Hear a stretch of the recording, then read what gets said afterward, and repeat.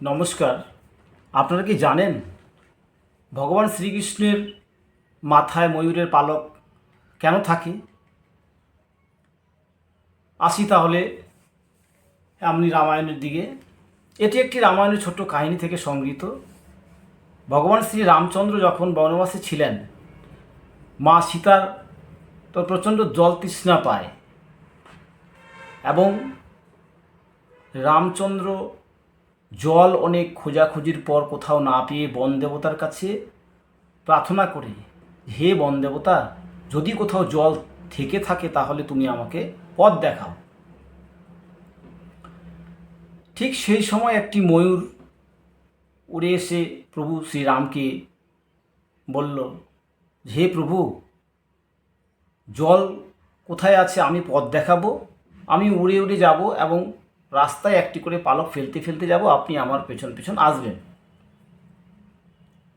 তো ময়ূর উঠতে লাগলো এবং একটি করে পালক ফেলতে লাগলো। তো কথিত আছে ময়ূরের পালক একটা নির্দিষ্ট সময় পরে, তা যদি আমরা জোরপূর্বক সেটাকে তোলা হয় তাহলে ময়ূরের মৃত্যু পর্যন্ত হতে পারে। কিন্তু ময়ূর অপ্রাণ চেষ্টা করলেন।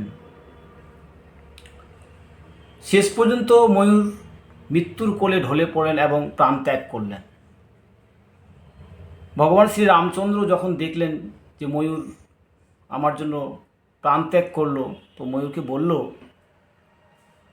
যে, হে ময়ূর, আমি যখন এর পরের বারে এই ধরায় শ্রীকৃষ্ণ রূপে অবতারিত হব, তখন আমার মাথায় এই ময়ূরের পালক থাকবে, আমার মুকুটে থাকবে এবং আমার সৌন্দর্য অনেক বেড়ে যাবে। ঠিক এই জন্যই শ্রীকৃষ্ণ মহাপ্রভুর কাছে ময়ূরের পালক অত্যন্ত প্রিয়। রাধে রাধে।